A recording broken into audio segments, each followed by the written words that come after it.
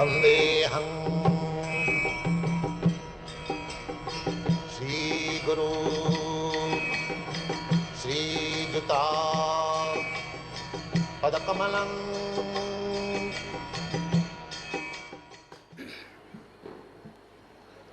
नमो विष्णुपादाय कृष्णप्रेष्ठाय भूतले श्रीमते भक्ति वेदांत स्वामी इति नामिने।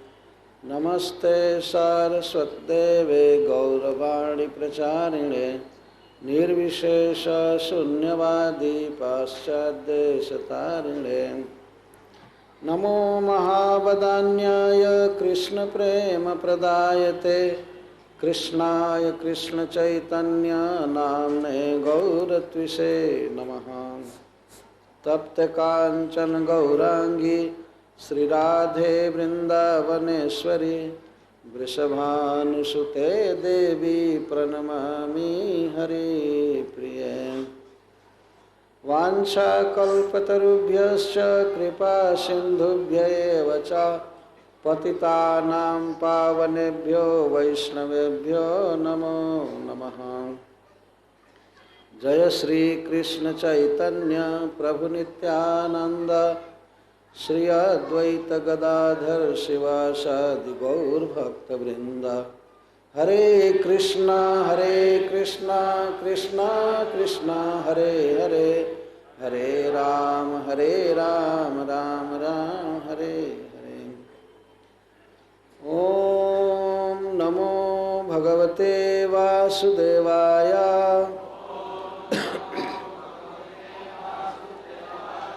ओम नमो भगवते वासुदेवाय।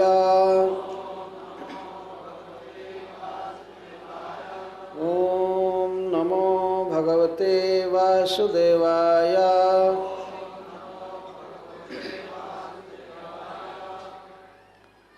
नंदः श्रीशुक उवाच। नंदः पथिवचः सौरेः न मृषेति विचिन्तयान्। हरिं जगाम शरणां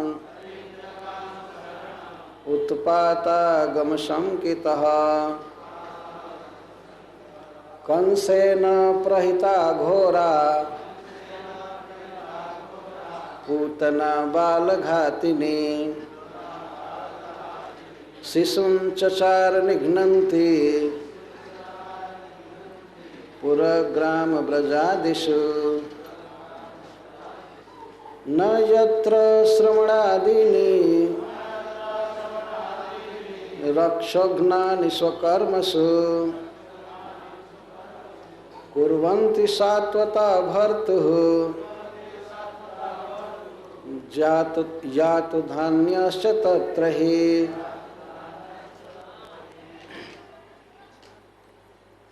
श्री शुक उवाच। श्रील सुखदेव गोस्वामी ने कहा, नंदः नंद महाराज पथि मथुरा से ब्रज के पथ में। वचः वचन शौर्य है श्री वसुदेव जी के। न मृषा व्यर्थ नहीं हो सकते हैं। इति विचिंतयान इस प्रकार से सोचते हुए। हरिम सर्व दुख हरता भगवान नारायण। शरणम शरण जगामा मन ही मन गए। उत्पात उत्पात आगम आगमन। संकया भय से।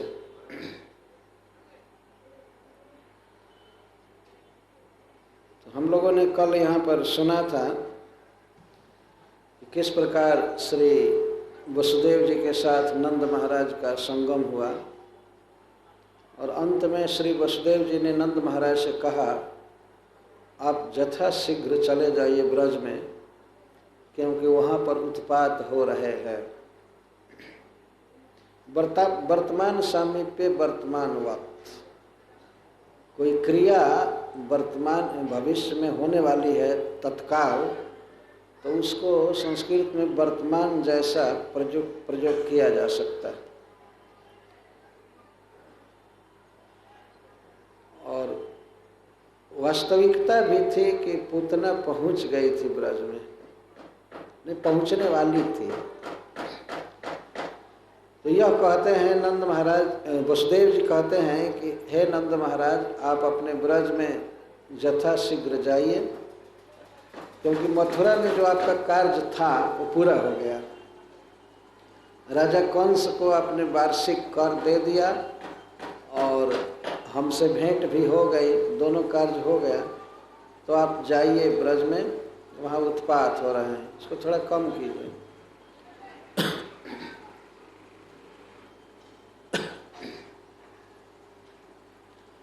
उत्पात आगम संकया। जब नंद महाराज चले मथुरा से गोकुल की ओर, बैलगाड़ी पर चढ़े हुए थे, तो उस समय वे पथ में विचार करते जा रहे थे कि वसुदेव जी का वचन मिथ्या नहीं हो सकता है, अवश्य गोकुल में ब्रज में उत्पात हो रहा होगा या होने वाला। तो इस कारण से वे भगवान हरि की शरण लिए। जो प्रभु अपने शरणागत के दुख का हरण कर लेते हैं, ऐसे भगवान की शरण में वे गए। अथवा हरिम विचिंतयन शरणम जगाम। श्रीपाद सनातन गोस्वामी जी कहते हैं कि इसका एक अर्थ और भी हो सकता है कि परम मनोहर अपने पुत्र का चिंतन करते हुए घर गए। शरणम का अर्थ गृह, गृह गए, गृहम जगाम, हरिम विचिंतन, अपने परम सुंदर पुत्र का चिंतन करते हुए। जब उन्होंने सुना कि ब्रज में कोई उत्पात हो रहा है, तो उनको सबसे ज़्यादा चिंता अपने पुत्र की ही हो रही, ज़्यादा क्या एकमात्र अपने नवजात पुत्र की चिंता हो रही थी। हरे कृष्ण। उत्पात चालू ही हो गए।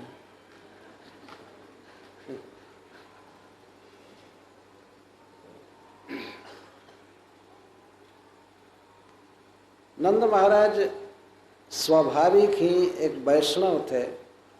वैष्णव क्या थे? वैष्णवों के मुकुटमणि थे। तो यह भक्तों का स्वभाव होता है कि किसी संकट के समय, विपत्ति में वे भगवान की ही शरण लेते हैं। तो नंद महाराज ब्रज पथ पर लौट रहे हैं घर अपने, और भगवान नारायण का चिंतन कर रहे थे। चिंतन तो पुत्र का कर रहे थे, लेकिन भगवान नारायण की शरण लिए। वे सोच रहे थे कि हे भगवान, कश्चिद उत्पातो न भवेत्, कोई उत्पात न हो। यदि भवति, यदि हो तो तव कृपया नश्यतु। यदि कोई उत्पात हो तो आपकी कृपा से नष्ट हो जाए। मेरे पुत्र का कुछ भी नुकसान नहीं होना चाहिए, हे नाथ। इस तरह से भगवान से विनय करते हुए जा रहे थे। यहाँ पर इस वाक्य में एक साधन का भी संकेत है कि यही सुबुद्धि है कि संकट के समय हरि की शरण लिया जाए।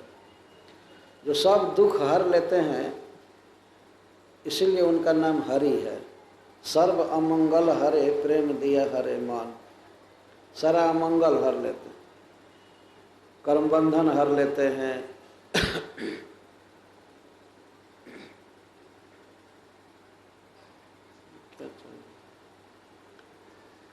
और प्रेम दे करके मन हर लेते हैं, सारा अमंगल हर लेते हैं। नंद बाबा भगवान का चिंतन करते हुए जा रहे हैं, भगवान की शरण ले रहे हैं, पुत्र का चिंतन करते हुए जा रहे हैं। वसुदेव जी के वचन मिथ्या नहीं हो सकते हैं, यह कैसी धारणा है नंद महाराज के मन में कि वसुदेव जी एक बहुत ही विख्यात सत्पुरुष थे उस समय। जैसे कहा जाता है कि देवर्षि नारद की बात मिथ्या नहीं हो सकती, यह ब्रह्मा जी जो लिख देते हैं वो मिथ्या नहीं हो सकती है बात। तो वसुदेव जी ऐसे ही नहीं बोल दिए कि जय जय ब्रज में उत्पात हो रहा। वसुदेव जी एक तो सर्वज्ञ थे और दूसरी बात यह थी कि पूतना को ब्रज में भेजने की योजना का उन्हें पता हो चुका था। पूतना रात्रि के समय में ब्रज में गई थी, बहुत अधिक रात नहीं हुई थी, बस इतनी ही रात हुई होगी, इससे और आधा घंटा ज़्यादा अधिक हुई होगी।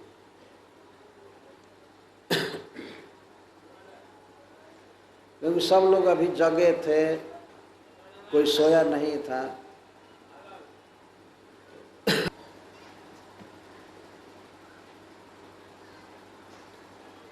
जब नंद बाबा पहुँचेंगे और पूतना का शरीर देखेंगे तो उस समय वसुदेव जी के प्रति उनकी और श्रद्धा बढ़ जाएगी। अहो बतरसी संजातो, उस समय वे यही कहेंगे कि निश्चित ही वसुदेव जी एक ऋषि हैं, उन्होंने जो कहा यहाँ पर घटना घटी। जब उन्होंने सुना कि पूतना राक्षसी ब्रज में आई थी,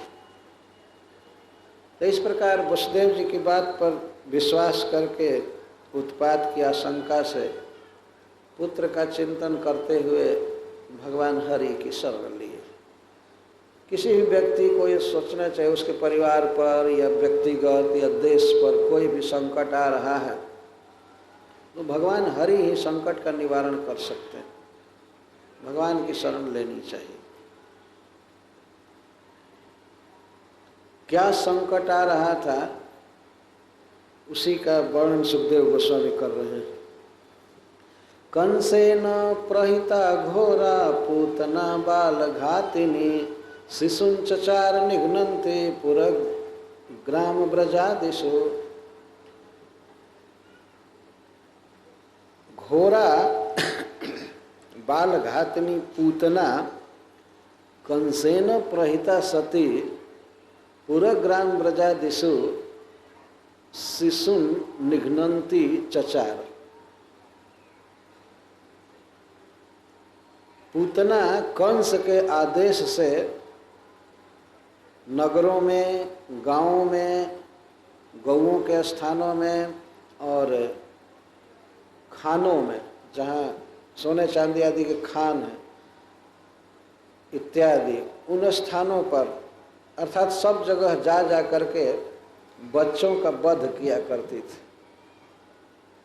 यह आदेश उसको उसी दिन मिला था जिस दिन रात्रि के शेष भाग में या सवेरे, कृष्ण के जन्म के बाद दूसरे दिन सवेरे जो मीटिंग हुई थी कंस के दरबार में, तो उस समय मंत्रियों ने कहा था कि 10 दिन या 10 दिन से जितने अधिक शिशु हैं उनका वध कर दिया जाए, उसी में से आपको मारने वाला कोई होगा। तो पूतना को उसी दिन सवेरे नियुक्त किया था वह, तो वह प्रायः मारा करती थी। उसके पहले से भी यही काम था, लेकिन संजोग की बात यह थी कि जितने भी वैष्णव थे, विष्णु से जिनका स्नेह था, प्रेम था, उनके गांव में वो नहीं जा पाई और उनके बच्चों को नहीं मार पाई थी। कंस के मंत्रियों ने आदेश दिया था कि 10 दिन अथवा 10 दिन से कुछ 2-4 दिन ज़्यादा कि जितने भी बच्चे हैं उनका वध कर दिया जाए। तो कंस से यह विचार नहीं किया कि वो अपने संबंधी के बच्चे हैं या शत्रु के बच्चे हैं, वो एक दिशा से बस बच्चों की हत्या कराया करता। और पूतना बहुत कर चुकी थी। शिशुन चचार निघ्नन्ति, शिशुन निघ्नन्ति चचार। श्रीपद वल्लभाचार्य जी कहते हैं कि भगवान की कृपा थी कि ये कभी वैष्णव के बच्चे का वध नहीं कर पाए, क्योंकि वो निचला श्लोक बता रहा है, न यत्र श्रवणादीनि रक्षघ्नानि स्वकर्मसु कुर्वन्ति सात्वता भर्तु जातु धान्यश्च तत्र ही। जब महाराज परीक्षित श्री कृष्ण के विषय में भय कर रहे थे, ये सुन करके कि पूतना भेजी गई, तो उनको सांत्वना देते हुए सुखदेव गोस्वामी कहते हैं कि महाराज, जहाँ पर सात्वत गण वैष्णव गण अपने घर के काम को करते समय भी भगवान के नाम आदि का श्रवण और कीर्तन नहीं करते हैं, तो वैष्णव जैसा जो लोग नहीं करते हैं, वहीं पर ये जातु धान्य राक्षसियाँ या चकार से राक्षस भूत प्रेत बैताल ये सब काम करते हैं, ये सब प्रभाव डाल पाते हैं। जहाँ कोई भगवान के नाम का उच्चारण करता है, कीर्तन करता है, श्रवण आदि करता है, तो वहाँ पर राक्षसों का बल नहीं चलता है। तो फिर जहाँ भगवान साक्षात विद्यमान है, वहाँ क्या पूतना का बल चलेगा। अविषय प्रवृत्ता सैव मरिष्यति इति भाव। वह ऐसे स्थान पर जा रही है कि स्वयं ही मर जाएगी, आप चिंता मत कीजिए। तो इस प्रकार यहाँ भी एक बहुत सुंदर सिद्धांत व्यक्त किया जा रहा है। पहले पूतना के विषय में जानकारी दे रहे हैं सुखदेव गोस्वामी, उसके क्वालिफिकेशन बता रहे हैं। तो दो मुख्य रूप से बता रहे हैं। घोड़ा बालघातिनी, बहुत घोर स्वभाव की थी, हृदय बहुत कुत्सित था, कठोर था, और उसने स्वयं ही यह कार्य कंस से मांगा था कि मैं बच्चों की हत्या करूंगी। सीमा पार हो गई थी क्रूरता की, निर्दयता की सीमा पार हो गई थी पूतना के विषय में, बच्चों की हत्या कर दी। बाल घातिनी, उसका यह प्रसिद्ध नाम ही मथुरा में सब जगह व्यक्त था, बाल घातिनी, बच्चों को मारने वाली। और ऊपर से कंस का आदेश मिल गया। एक तो स्वभाव घोर था ही, काम बच्चों की हत्या करना था, तो कंस के आदेश से शिशु निघ्नन्ति, बच्चों की हत्या करती हुई घूमती थी। कहाँ कहाँ? पूरा नगरों में, गांवों में, ब्रजों में और आकर आदि से खानों में घूमती रहती थी और बच्चों की हत्या करती रहती थी। हत्या करते हुए ही चचार, निघ्नन्ति चचार, कहीं जाती थी तो उसका उद्देश्य ही रहता था बच्चों की हत्या करना, वध करना।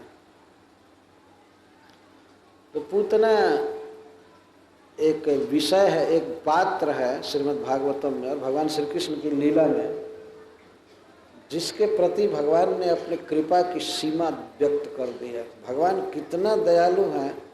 यदि भगवान की लीलाओं को देखा जाए तो सबसे अधिक दया का प्रकाशन भगवान ने पूतना के उद्धार में किया है, और सबसे अधिक क्रूरता का प्रकाशन किसी व्यक्ति ने किया है तो पूतना ने। हरिश्वरी जी कहते हैं कि भगवान ने, पूतना ने क्रूरता की सीमा दिखा दिया तो भगवान ने भी दया की सीमा दिखा दी। ये जोड़ी बैठी अहो बकीयम स्तनकाल कूटम। उद्धव जी भी इसी लीला के विषय में कहकर कह रहे हैं कि ऐसा कौन दयालु है जिसकी मैं शरण लूँ। तो भगवान ने कृपा की सीमा प्रदर्शित किया है इस लीला में। तो क्रूरता का वर्णन किया जा रहा है पूतना के। इस तरह बच्चों की हत्या करती हुई घुमा करती थी। इस विषय में कुछ भक्तों के उद्गार हैं, इसको मैं पढ़ रहा हूँ।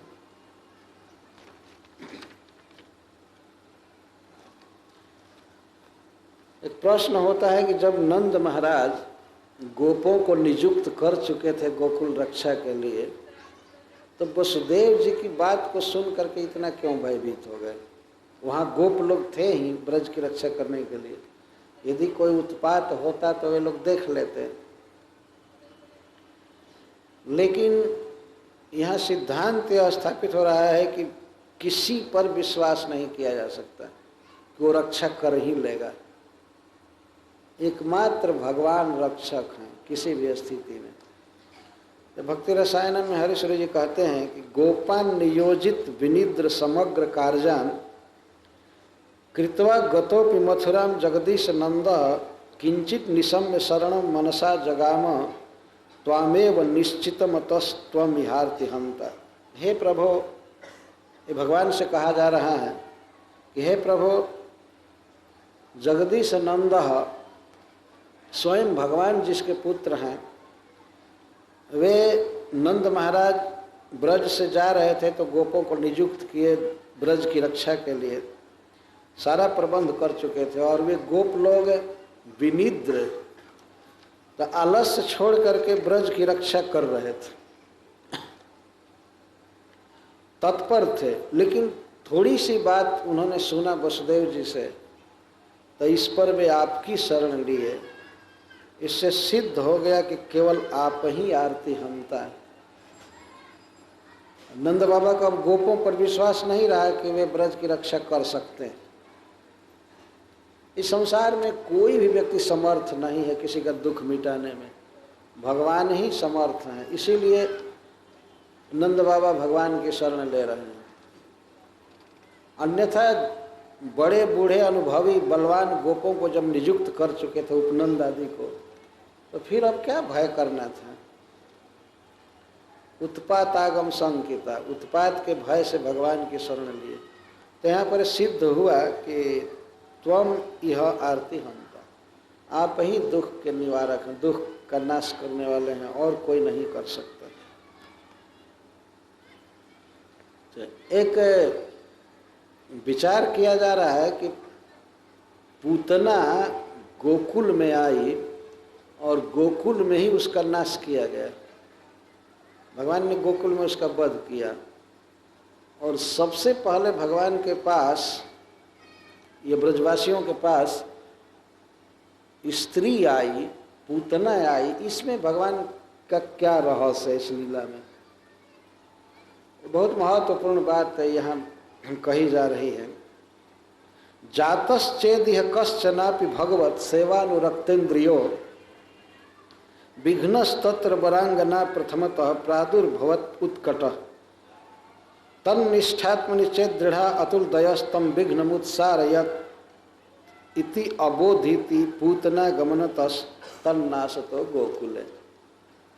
गोकुल में ही पूतना को बुलाया गया या आई और गोकुल में उसका नाश हुआ। तो इस लीला द्वारा एक संकेत कर रहे हैं भगवान। क्या संकेत है कि देखा जाता है कोई व्यक्ति भाग्य से यदि भगवत सेवानुरक्तेन्द्रिय होता है, उसकी इंद्रियां भगवान में लगती हैं, वाणी, कान और हाथ पैर सभी भगवान की सेवा में लगते हैं। गोकुल इंद्रियों का समुदाय जब भगवान में अनुरक्त होता है, तो ऐसे परम वैष्णव के जीवन में सबसे जो पहली बाधा आती है इस संसार में, वो है वरांगना। यदि एक तो भगवान में इंद्रियों का लगना कठिन है, गोकुल का लगना कठिन है, और लग गया तो विघ्नस्तत्र वरांगना प्रथमतः प्रादुर्भवत उत्कट। तो प्रथम वरांगना सुंदरी कोई बहुत बड़े विघ्न के रूप में होती है, परंतु यदि भगवान में निष्ठा है भक्त की खूब जम करके, तो भगवान उसके उस विघ्न को दूर कर देते हैं। पूतना के ब्रज में आगमन, गोकुल के पूतना का गोकुल में आगमन और इस नाश द्वारा भगवान यही संकेत कर रहे हैं इस लीला द्वारा। ध्यान रखना चाहिए कि यह प्रतीक नहीं है, लीला सत्य है और लीला द्वारा यह संकेत किया जा रहा है गोकुल में उसका आना और गोकुल में मर जाना। तो भक्तों के इंद्रिय समुदाय में इस तरह विषय प्रवेश करता है, लेकिन निष्ठा भगवान के चरणों में होती है तो भगवान इस विघ्न का निवारण कर देते, मार देते। न जत्र इति, सुखदेव गोस्वामी कहते हैं कि जहाँ पर भगवान का कीर्तन नहीं होता है, जहाँ श्रवण नहीं होता है उनकी कथाओं का, वहीं पर राक्षसों का बल चलता है। तो फिर जहाँ भगवान विद्यमान है वहाँ क्या करेगी पूतना, वो स्वयं ही मरेगी। तो इस पर हरिश्वर जी कहते हैं, रक्षोघ्नता स्फुटतरा भूमंत्र जाते जन्नाम सौभिपद संकुलिते विभाति अद्धा सजत्र लसति प्रभुरींदिराया तद गोकुलम तो भयमत्र न कापि शंका। हे महाराज परीक्षित, यदि कोई व्यक्ति कुछ बात कर रहा है संसारिक और उसमें एक दो बार भी भगवान का नाम आ जाए तो उसी के कारण राक्षस सब नष्ट हो जाते हैं, भाग जाते हैं डर करके। तो फिर प्रभु जहाँ विद्यमान है वहाँ क्या शंका की जा सकती है। तो इसमें कैमुत्य न्याय है। कोई व्यक्ति संसारिक काम करता है और उसी काम में ही कभी कभी कुछ भगवान का नाम ले लेता है तो उसी से राक्षसों का विनाश हो जाता है। और कहीं प्राधान्य रूप से ज़्यादा नाम ले रहा है और कम सांसारिक बात कर रहा है तब तो कहना ही क्या। और कैवल्य न केवल भगवान का नाम ले रहा है, केवल भगवान की कथा बोल रहा है, तब तो किमुत तमाम, किमुत तराम किमुत तमाम। और फिर जहाँ भगवान विद्यमान है डायरेक्ट, वहाँ क्या बल चलेगा राक्षसों का। इसलिए आप चिंता मत कीजिए। न जत्र श्रवणादीनि रक्षोघ्नानि स्वकर्मसु कुर्वन्ति सात्वतां भर्तुर्जात धान्यश्च तत्र। जातु धान्य राक्षसियाँ और चकार से और भी जितने बचे हुए हैं सबके लिए कहा जा रहा है। ये विश्वास रखना चाहिए वास्तव में, जितने भी बाधक जीव हैं इस संसार में, खासकर मनुष्यों में, जो भगवान की भक्ति में बाधक होते हैं, धर्म में बाधक होते हैं, वे भगवान के नाम से मर जाते हैं, उनका बल क्षीण हो जाता है। हरे कृष्णा कृष्णा कृष्णा कृष्णा हरे हरे, हरे राम राम राम हरे। श्रील सुखदेव गोस्वामी गंगा जी के तट पर बैठ कर सिद्धांत व्यक्त कर रहे हैं। श्रवणादीनि, बस भगवान के विषय में सुनना चाहिए, बोलना चाहिए, सारे विघ्न नष्ट हो जाते हैं। राक्षस सब, जातु धान्य, जातु धान्य केवल मांस सांस खाने वाले, उनमें भी कुछ राक्षसों का ही अंश होता है। भोजन से ही पता चलता है कि कौन व्यक्ति क्या है। तो जातु धान्य जो श्रेय में बाधक होते हैं, कल्याण में बाधक होते हैं, उनका नाश भगवान के कथा कीर्तन से होता है। यह सिद्धांत बहुत सुंदर यहाँ स्थापित है। तो अब कथा प्रारंभ कर रहे हैं सिद्धांत कहकर। साखे चरे कदोपेत्य पूतनानंद गोकुलम योषित्वा मायात्मानं प्राविशत कामचारिणी। एकदा एक समय रात्रि हो चुकी थी, रात्रि का प्रथम चरण चल रहा था। सभी गोप अभी कोई भोजन, कोई कुछ कार्य कर रहे थे, कोई गौएं देख रहे थे, कुछ कर रहे थे, और गोपियां भी पूरा जगी थी। तो एक बार वो खेचरी, आकाशगामिनी, आकाश में जो चरण करे उसको खेचर कहते हैं। खेचर, देवताओं को भी खेचर कहते हैं। देवता भी आकाश में चलते, लेकिन ये राक्षस भूत प्रेत भी आकाश में चलते। तो वह खेचरी आकाशगामिनी एक बार उत्पत्य उड़ करके और जगामा नंद गोकुलम, नंद महाराज के गोकुल में गई। तो प्रश्न होता है कि अरे क्यों दूसरे के घर में गई। तब सुखदेव गोस्वामी कहते हैं कामचारिणी अपनी कामना के अनुसार, इच्छा के अनुसार विचरण करने वाली थी, तो उसके जीवन में अब लज्जा आदि का क्या प्रश्न। पर गृह में प्रवेश करना, बात करना, कामचारिणी थी, अपनी इच्छा के अनुसार विचरण करने वाली थी, स्वेच्छाचारिणी, अपनी इच्छा के अनुसार विचरण करने वाली थी, इसीलिए उसके लिए कोई बंधन नहीं। तो कैसे प्रवेश कर गई? जब अपने भयावह रूप में प्रवेश की तो गोपों ने मना नहीं किया क्या? सब लाठी डंडा ले करके और तलवार आदि उसको मारने दौड़े नहीं क्या?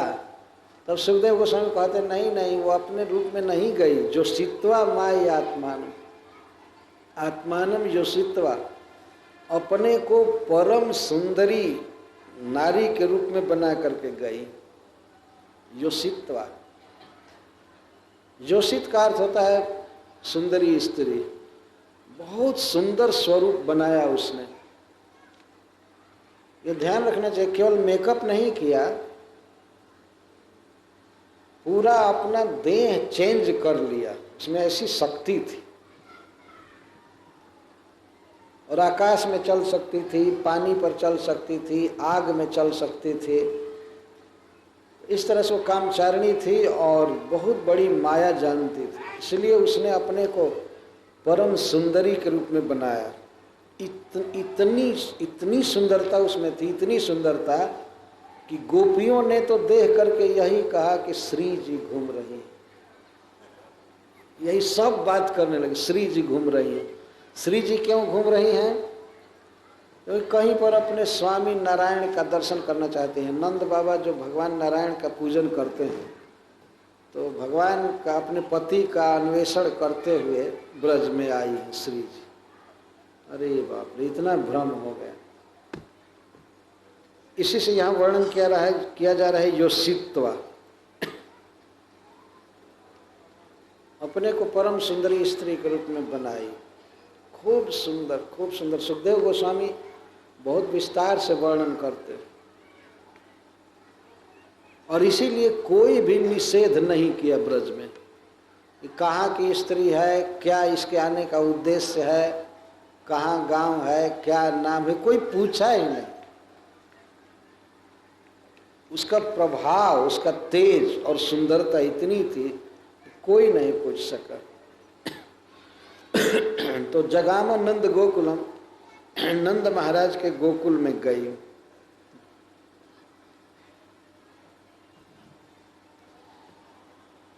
तो उसे भय नहीं हुआ। हरीश्वरी जी प्रश्न फिर करते हैं, पूतना को नंद बाबा के ब्रज में जाने में भय नहीं हुआ? उत्तर देते नहीं। क्यों नहीं भय हुआ? ते कहते हैं कि तद गोकुलम अच्युत बलशाली अपि, यद्यपि गोकुल में अच्युत थे और बलराम थे, या अप्रच्युत बलशाली गोकुल था, फिर भी नंद बाबा वहाँ नहीं थे, ब्रज के राजा नहीं थे। इसको मथुरा में इसने पता लगा लिया। जब नंद बाबा कर दे रहे थे कंस को, दही घी सब दे रहे थे, तो सारा स्टाफ सरकारी तो खूब खा रहे थे। तो हल्ला हो गया कि नंद बाबा यहाँ आए हैं मथुरा में। बस उसी समय इसने अपनी यात्रा किया, और उधर से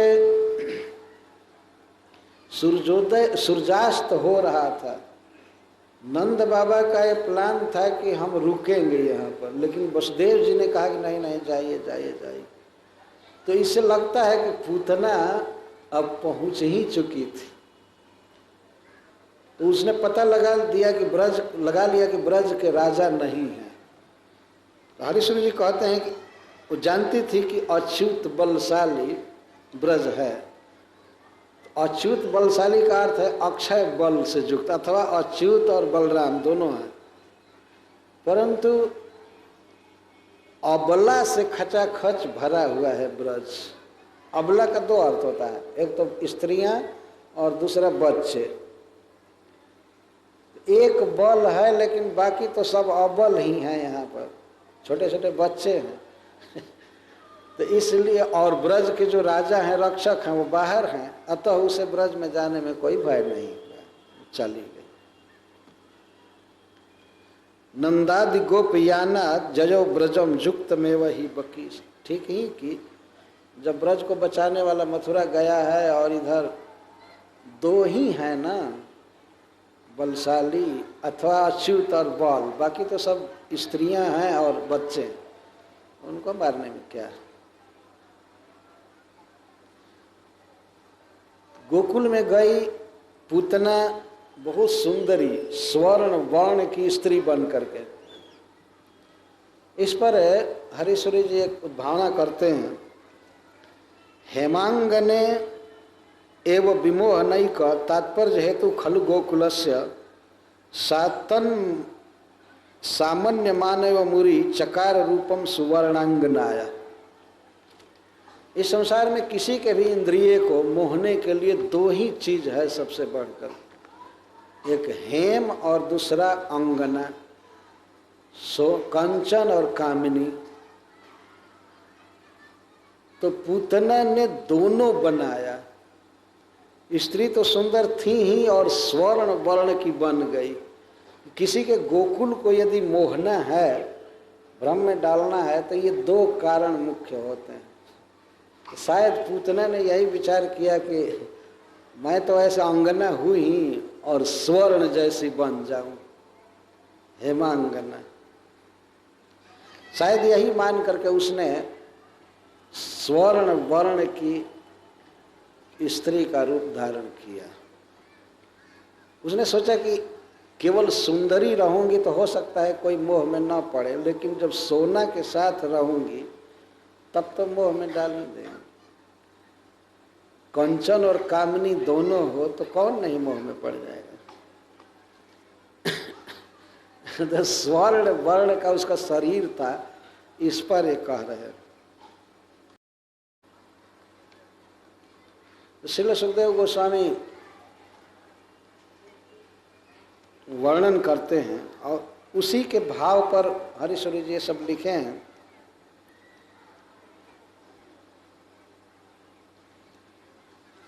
तो अब पूतना के सौंदर्य का वर्णन सुखदेव गोस्वामी करते हैं। वो पहला शब्द कैसे है, तामकेश बंध व्यतिशक्त मल्लिकाम बृहद नितंब स्तन कृष्ण मध्यमाम सुवासम कंपित कर्ण भूषण तिशो लसद कुंतल मंडितानना। पूतना के रूप का वर्णन श्रील सुखदेव गोस्वामी कर रहे हैं। ये भगवान की लीला में जा रही है, इसका बहुत बड़ा महत्व है, इसलिए इसके सौंदर्य का वर्णन करते हैं। ताम केश बंध व्यतिशक्त मल्लिका, वह कैसी थी, केश बंधे व्यतिशक्तानी मल्लिका पुष्पाणी जस्या ताम। केश बंध, स्त्रियां जो केश बांधती हैं सिर पर, बेड़ी गूंथती हैं, तो केश बंध में उसने मालती के पुष्पों की माला धारण किया था। ये सब अपने जोग बल से तत्काल बना ली थी, कहीं बाजार से खरीद करके नहीं डाली थी।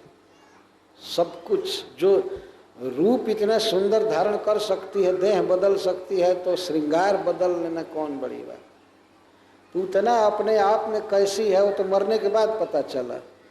6 कोस में गिरी थी, विक्रांत कूप गभीराक्षम पुलिनारोह भीषणम इत्यादि, बहुत भयावह थी, लेकिन ब्रज में बहुत सुंदरी बन करके आई।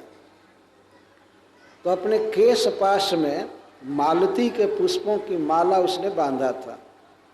वी अति सख्त, सख्त का अर्थ बंधा हुआ, और वी का अर्थ विशेषण, अति का अर्थ अति, खूब अच्छी तरह से बनाई थी। मतलब कारीगरी कलात्मक ढंग से बांधी थी, और ऐसी बांधी थी कि वो गिरने वाले नहीं थी। व्यतिशक्त मल्लिका, बृहद नितंब स्तन कृष्ण मध्यमा, उसका नितंब बहुत बड़ा था और स्तन भी बड़े बड़े थे। तो ऐसा लगता था जैसे दोनों ने मिल करके उसके कमर के भाग को काट कर छीण कर दिया। इस तरह सुखदेव गोस्वामी वर्णन कर रहे हैं। बृहद नितंब स्तन कृष्ण मध्यमा, इसका अर्थ है कि उसका मध्य प्रदेश बहुत क्षीण था, नितंब और स्तन बड़े बड़े थे, सुवाससम, और अतिशय सुंदर वस्त्र पहनी थी। साड़ी उसने पहना था बहुत अच्छी। वो कहीं मथुरा आदि में किसी कारीगर के द्वारा बनाए हुआ वस्त्र नहीं था, अपनी सिद्धि से उसने तत्काल ही वो वस्त्र पहना। सुवाससम, बहुत सुंदर वस्त्र। कंपित कर्ण भूषण त्रिशो लसत कुंतल मंडितानना, और सुवाससम कंपित कर्ण भूषण, उसके कान के दोनों भूषण कांप रहे थे, हिल रहे थे। इसके द्वारा श्रीपाद सनातन गोस्वामी जी कहते हैं कर्णाभूषणयो कंपितत्वम लीला गत्या, वो लीला गति से चल रही थी, बहुत ढंग से नृत्य करते जैसे चल रही थी, इसलिए उसके कान के कुंडल हिल रहे थे, बार बार इधर उधर देख रही थी, चल रही थी मस्त चाल से। हृदय कितना क्रूर और रूप कितना सुंदर, ये दोनों की भी सीमा हो गई। सुवाससम कंपित कर्ण भूषण त्रिशो लसत कुंतल मंडितानना, उसके कान के कुंडल हिल रहे थे और वो रत्नों के बने हुए कुंडल थे, तो हिलने से कुंडल पर कई प्रकार की शोभा आ रही थी, कांति फैल रही थी विविध प्रकार से, तो उसकी कांति केशों पर बिखर रही थी। ऐसे केशों से उसका मुख अतिशय अलंकृत था, मंडितानना। पूतना का मुख अतिशय सुंदर था और ऊपर जो उसके केश थे उसको बांधी थी, केश बिखरे नहीं थे, इन कुंडल की छाया केशों पर पड़ रही थी और ऐसे केशों से उसका मुख अतिशय सुंदर लग रहा था, कुंडल से और केश से। बल्गु स्मिता पांग विसर्ग विक्षित मनोर हरंतिम बनिताम ब्रजौकसर, और बल्गु स्मिता, बल्गु का अर्थ है सुंदर, वह अद्भुत सुंदरता के साथ मुस्कुरा रही थी, उसकी हंसी बहुत सुंदर थी। बल्गु स्मिता पांग विसर्ग विक्षित, और अपांग का अर्थ होता है नेत्रांत, आंखों का अंतिम भाग दोनों तरफ, इसको अपांग कहते हैं। विसर्ग का अर्थ है विस्तार और विक्षित ही का अर्थ है देखना। अपने नेत्रों से जब वो देखती थी मुस्कुरा करके, तो उससे ब्रजवासियों का मन चुरा लिया जाता था, ब्रजवासियों का मन हर रही थी। यह अद्भुत बात है। ब्रजवासी भगवान के नित्य परिकर हैं, उनका मन किसी भी प्राकृतिक सौंदर्य पर लुब्ध नहीं हो सकता है, यह असंभव बात है। लेकिन ब्रजवासी गोपों का मन वो हर रही थी, यह भगवान की लीला शक्ति से होता है। जैसे अर्जुन में मोह भगवान ने पैदा कर दिया, कभी मोह संभव नहीं था उनमें, वैसे ही ब्रजवासियों में इस तरह का व्यामोह पैदा करना ये भगवान की लीला शक्ति का कार्य है।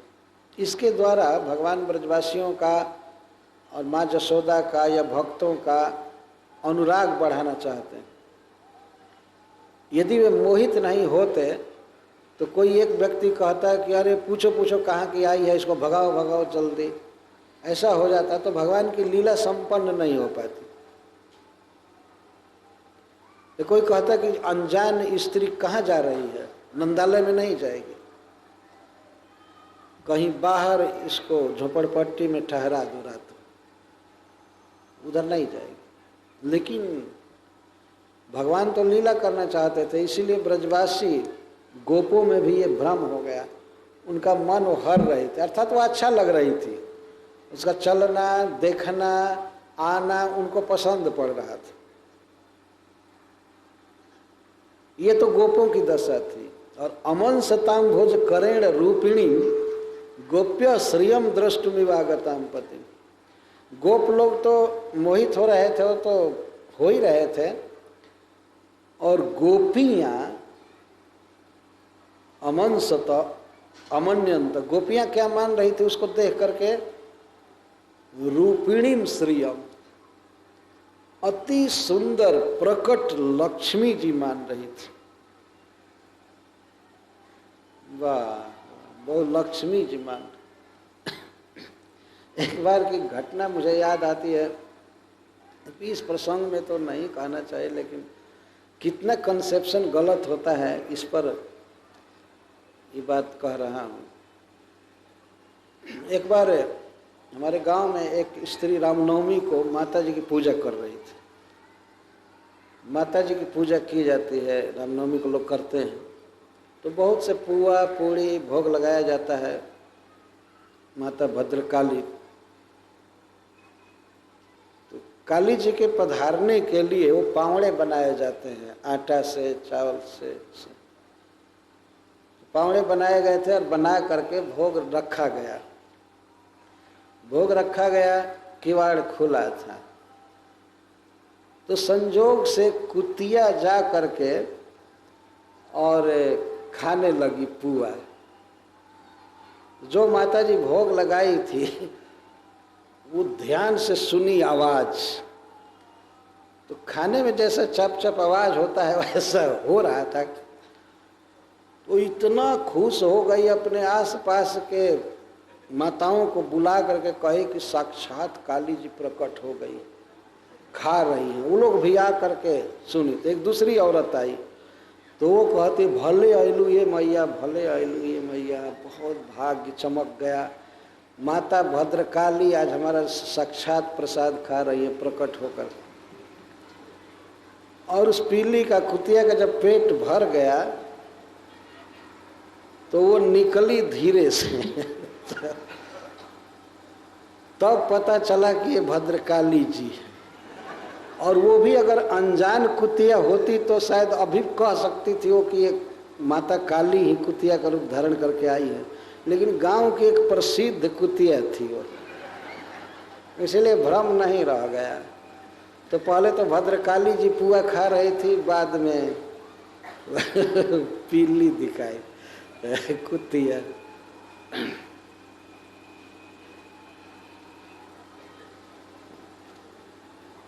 उधर भोजपुरी में पीली मैंने कुतिया होता है, इधर तो पीली मैंने बच्ची होता है शायद तो इसलिए कोई भ्रम न रह जाए।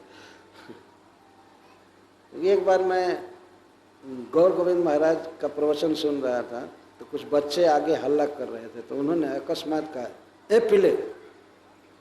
तो उसी समय से मुझे याद है कि पिले माने बच्चा, तो चुप हो गए सुनकर। जो भी हो, कितना मनुष्य की दृष्टि में भ्रम हो सकता है। गोपियां साक्षात श्री जी मानी, और इसके द्वारा यह संकेत है कि कुछ गोपियां तो अपने आंचल से उसके चरण पर प्रणाम कर रही थी कि श्री जी आई श्री जी ब्रज में घूम रही है। अमन सताम भोज करेण रूपिणी, क्यों ये मान लें कि श्री जी हैं? एक तो अपार सौंदर्य, अद्भुत सौंदर्य, और दूसरा अम्भोज करेणा, कर में हाथ में अम्भोज ली थी, कमल घुमा रही थी। तो लक्ष्मी जी कमल लिए रहते हैं, जैसे लक्ष्मी जी के पति भगवान नारायण अपने हाथ में पद्म रखते हैं, शंख चक्र गदा पद्म, तो श्री जी भी अपने पति के अनुसार ही हाथ में कमल लिए रहते। यह प्रसिद्ध बात है, पद्म हस्ता श्री जी को कहते हैं। उनका स्वभाव है हाथ में कमल लिए चलते हैं। एक तो सुंदरता ऐसे ही अपार थी, और दूसरे हाथ में कमल था। तो अब इतना विदुषी व स्त्रियां नहीं थी कि संभाल सके अपने को सब लोगों ने यही बात करना चालू कि श्री जी आई हैं, हमारे ब्रज का भाग्य चमक गया, श्री जी आई है, श्री जी आई है, देखो देखो। अथवा हम भोज करेण का अर्थ है कि कमल हाथ में नहीं होगा, हाथ ही कमल जैसा लग रहा था, इतना सुंदर हाथ था उसका। ये जीव गोस्वामी जी अर्थ करते हैं हाथ ही कमल जैसा था। अमन सताम भोज करेण रूपिणी गोप्य श्रीयम दृष्टुमिवागता, श्री मान ली और क्यों आई है? तो पतिम द्रष्टुम, अपने पति को देखने के लिए आई। तो प्रश्न होता है कि गोपियों ने ये कैसे माना कि ब्रज में पति को ढूंढने आई है? क्या नारायण इधर गाय चराने के लिए घूम रहे हैं? नहीं, कुछ अर्थ ये किया जाता है कि अपने पति जैसा ही सुंदर समझ करके कृष्ण को देखने आई। कुछ वैष्णव ऐसा करते हैं अर्थ, लेकिन ये तो समीचीन नहीं है। लक्ष्मी जी कभी कभी या मृग्यते हस्त गृहीत पद्मया, हाथ में कमल लेकर के श्री जी कभी कभी अपने पति को खोजती हैं वैकुंठ में। ये भगवान लक्ष्मी जी में एकदम आसक्त नहीं है और भक्तों के साथ प्रेम करते हैं, तो लक्ष्मी जी कभी कभी उनको खिलाने के लिए और कुछ बात सुनाने के लिए खोजती। तो कभी कभी ऐसा भी होता है कि भगवान किसी भक्त की रक्षा के लिए इस प्राकृतिक जगत में भाग करके आ जाते हैं, श्री जी से परामर्श भी नहीं करते। तो शायद श्री जी घूम रही हैं, जो कुछ भी आने का कुछ भी कारण हो, वो तो गोपियां आपस में बात कर रही हैं कि कोई मान लीजिए कहे कि श्री जी हैं तो कहे इधर क्यों आएंगे, तो इधर क्यों आएंगे, श्री जी तो हमेशा नारायण के साथ रहती हैं, तो इधर आई हैं इसका अर्थ है कि नारायण इधर ही कहीं आए होंगे तब आई हो। तो पतिव्रता शिरोमणि हैं, अकेले तो घूमती नहीं है, परंतु सौंदर्य इतना अधिक है कि अब श्री के अतिरिक्त ये पार्वती हैं, सरस्वती हैं, ये तो भावना हो ही नहीं रही। निश्चित रूपिणीम श्रीयम, एकदम साक्षात प्रकट श्री जी, यही बातचीत कर रहे थे। और बाद में पता लगेगा कि श्री जी ने क्या तूफान किया। साक्षात श्री। बालक गृहस्तत्र विचिन्वती शिशुन जदृक्षयानंद गृहे सदंतकम बालम प्रतिच्छन्न निजोर तेजसम ददर्श तल्पेग्नि अग्निमिवाहितम भसे। बच्चों के लिए वह ग्रह अर्थात उनका मारक पूतना ब्रज में घर घर में देख रही थी, देखने की योजना बनाई थी, संकल्प किया था, पहले एम लेना चाहती थी कौन बच्चे कहाँ हैं कैसे हैं, लेकिन भगवान की ऐसी लीला शक्ति वो ब्रज में आई और सीधे नंदालय में प्रवेश कर गई। जदृक्षया, जदृक्षया का अर्थ है किसी से पूछा नहीं और पहले से कोई प्रोग्राम नहीं था, फोन नहीं किया था कि आ रही है, कुछ भी नहीं। और जदृक्षया का एक अर्थ है कि अपने अनिर्वचनीय सौभाग्य से, पूतना का बहुत बड़ा भाग्य था कि भगवान के पास आ गई। जदृक्षया का यह अर्थ, जिनके चरण कमल की प्राप्ति के लिए बड़े बड़े भक्त यत्न करते हैं, तपस्या करते हैं, उनके पास वो चली आई इस तरह से। जदृक्षया आई नंद गृहे, नंद बाबा के घर में। तो पुनः सुखदेव गोस्वामी महाराज परीक्षित को कहते हैं, उसने देखा असद अंतकम, जितने भी असत हैं दुष्ट हैं उनका अंत करने वाले। महाराज परीक्षित जानते हैं कि कृष्ण भगवान हैं, फिर भी कृष्ण बच्चा है, वो आ रही है निकट, तो महाराज का चेहरा उड़ रहा था। तब सुखदेव गोस्वामी कहते हैं असद अंतकम, असतम अंतकम, जो असतों का दुष्टों का विनाश करते हैं उनके पास आई। बालम प्रतिच्छन्न निजोर तेजसम, उसने देखा बालम बच्चा। तो मान लीजिए महाराज परीक्षित पूछे कि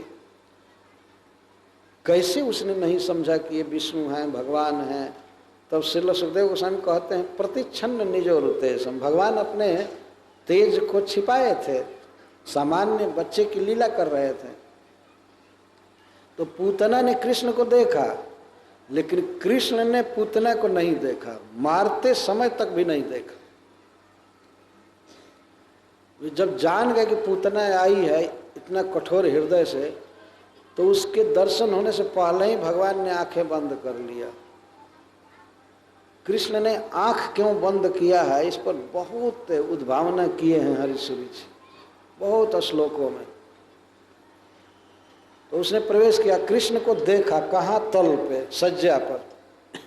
सज्जा पर पूतना ने बच्चे को देखा जो अपने अपार तेज को छिपाया हुआ था। अर्थात पूतना के सामने भगवान का जो बहुत बड़ा तेज है, जैसे अर्जुन को उन्होंने दिखाया था, वो नहीं दिखाया। भगवान का शरीर वैसा ही रहता है, लेकिन उसमें दृष्टि के कारण भिन्न भिन्न चीज दिखाई देता है। मल्ला नाम असनी नृणाम नरवरो स्त्री नाम स्मरो मूर्तिमान। जैसे मथुरा के रंगशाला में भगवान गए तो कृष्ण बलराम दोनों जैसे थे वैसे थे, लेकिन पहलवानों को ऐसा दिख रहे थे जैसे साक्षात वज्र हो, वज्र का पर्वत। स्वजनों को अपने प्रिय के रूप में दिखाई दे रहे थे। वहाँ की ज्योति स्त्रियों को मूर्तिमान कामदेव के रूप में दिखाई दे रहे थे। तो इस तरह 9 रस 10 प्रकार के लोगों को 10 प्रकार से भगवान दिख रहे थे। जाकी रही भावना जैसी प्रभु मूर्ति देखी तिन तैसी। परंतु इसकी जो भावना थी बहुत कठोर भावना थी, और वहाँ से यह बच्चों को मारने की इच्छा से चली थी। तो इसको अपनी भावना के अनुसार भगवान नहीं दिखाई दिए, भयावह नहीं दिखाई दिए, बहुत सुंदर बच्चा के रूप में ही दिखाई दे रहे थे। वैसे कृष्ण थे जैसे आग भस्म से ढकी। आहितम, आहितम का अर्थ साहितम, माँ जसोदा ने सुलाया था।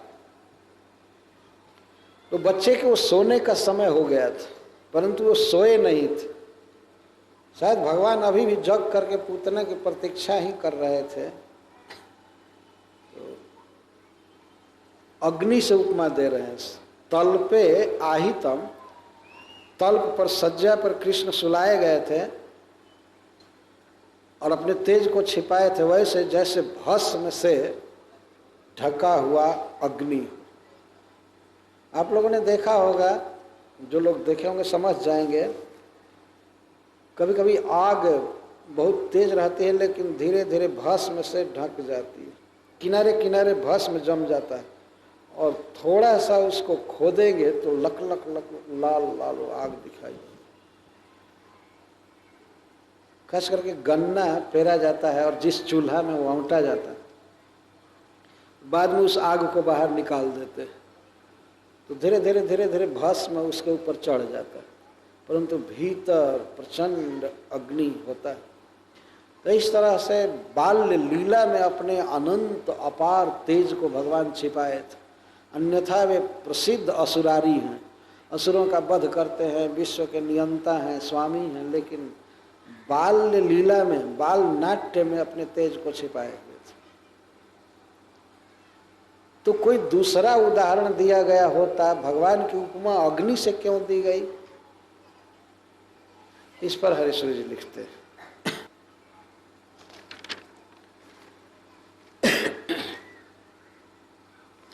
प्रतापिनो हव्यजुषो नलस्य प्रभाव तोग्रे बतजोग्यता का विषस्य व दुर्विषयस्य वास्तित्योचि जुक्ता अग्नि उपमा इंदिरे से।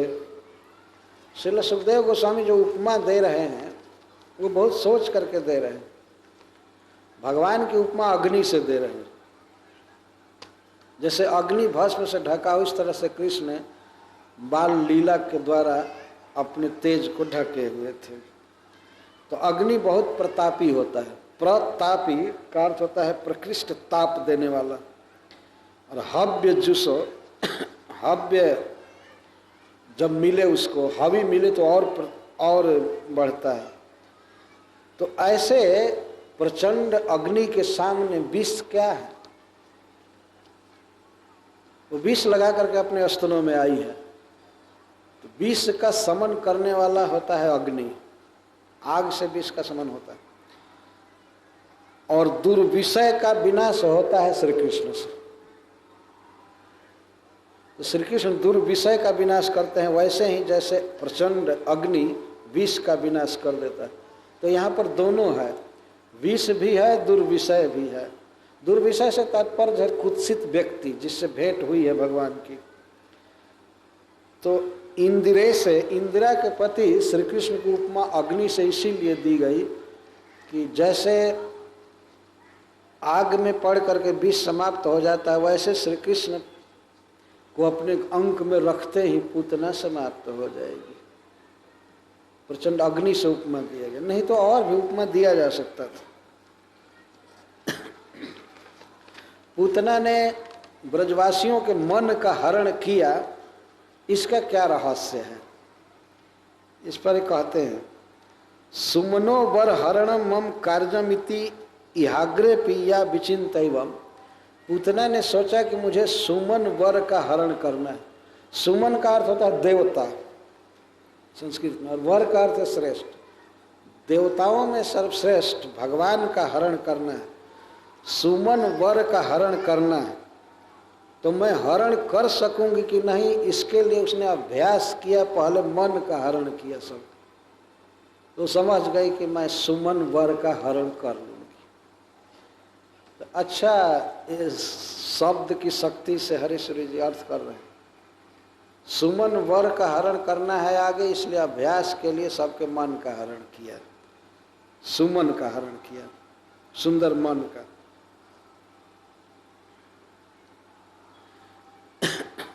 सातु अमंगल वृत्त्या मत सद्रूपम तादृगादधे सद सद्रूपम तादृगादधे भावी तत्र भव्यार्थम श्री समद्युतितः स्फुटम। क्या बात है कि श्री से ही उपमा दी गई। सुखदेव गोस्वामी वर्णन करते हैं तो ऐसा लगता है कि वे भी कह रहे हैं कि श्री है, श्री जैसे सुंदर, और गोपियों ने तो खुलम खुला श्री कह ही दिया इसको।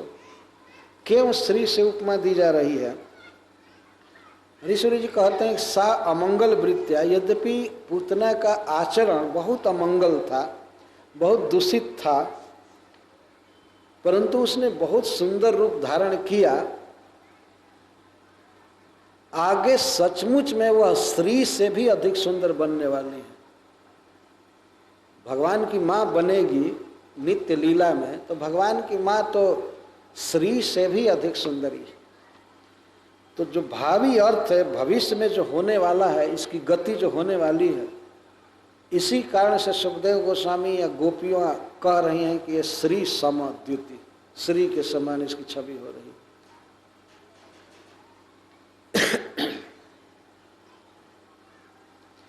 और ब्रज में गई, विधि का पालन इसने किया। ब्रज में गई तो गोपी बनकर गई, ब्रजवासिनी गोपी बनकर के गई थी, गोपी जैसा वेशभूषा धारण किया था इसने।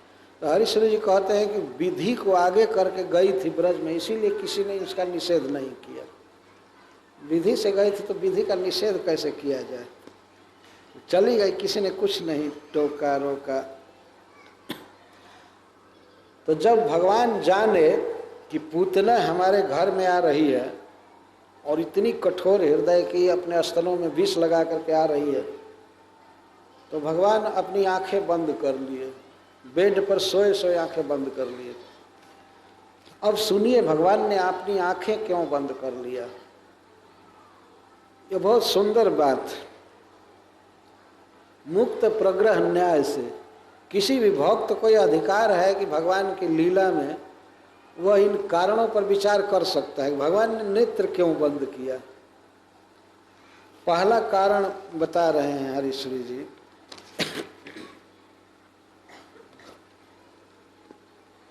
सुप्तानुकारिणी मय्य भवत्य नार्ज स्वैर प्रवृत्ति रगदा क्लिनान्यथेति तत्तादृश स्थिति तया प्रभुणा व्यबोधि तत्स्वैर संविहरणे स्वपि सर्ववेत्रा।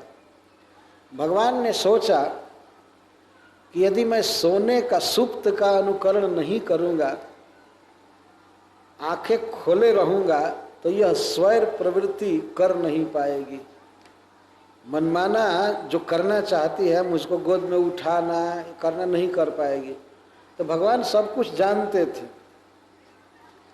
तो उसको स्वैर विहार करने के लिए, स्वच्छंद विहार करने के लिए कि हमको उठावे, ये करे, इसलिए उन्होंने सुप्त बालक का अनुकरण किया, सोए जैसे रह गए।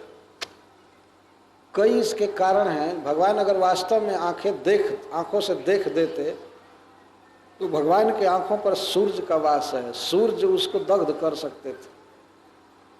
भगवान सह लेते, लेकिन सूर्य नहीं सहने वाले थे, देवता नहीं सह सकते थे। इसीलिए भगवान ने आंखें बंद कर लिया कि उसकी जो अगधा प्रवृत्ति है वो थोड़ा सफल हो, सामने आवे।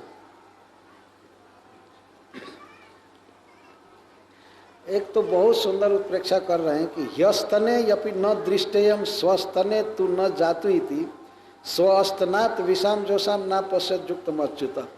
अच्युत ने पूतना को देखा नहीं, ठीक किया। क्यों? कि ही अयस्तने पि न दृष्टेयम, ये पहले नहीं देखी गई थी। अस्तने। इसका एक अर्थ है कि भगवान ने कभी भी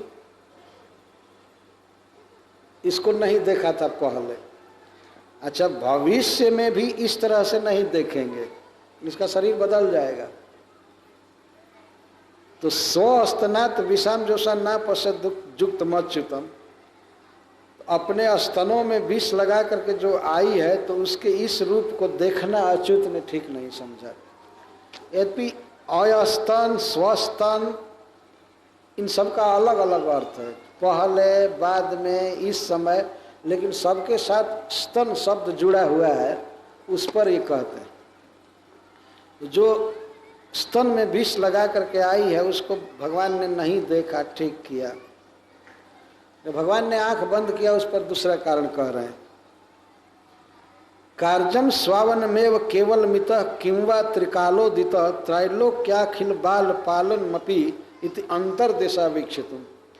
भगवान आंखें बंद करके सोचने लगे कि मुझे अपना ही केवल पालन करना चाहिए अथवा तीनों काल में तीनों लोक में जितने भी बच्चे हैं उनका भी पालन करना चाहिए।